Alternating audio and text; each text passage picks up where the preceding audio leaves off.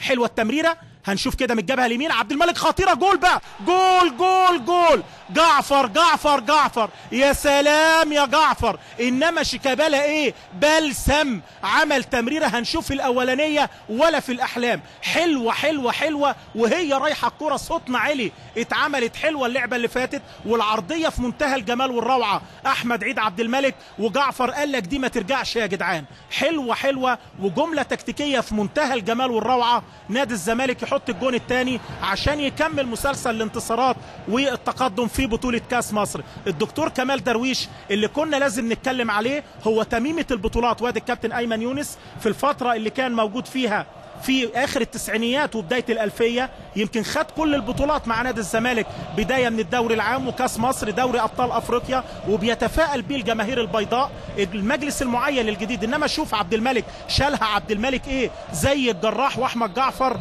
في ظل غياب الرقابه من الاثنين المساكين، يطلع يحطها في بطن الشبكه، حلوه حلوه يا جعفر. هداف كاس مصر وهداف نادي الزمالك اللي دايما بيتظلم اعلاميا انما بيرد جوه الملعب. للمره الثالثه والرابعه الحكايه والحدوته من اولها ثنائيه لنادي الزمالك على وادي دجله في نهائي كاس مصر. الابيض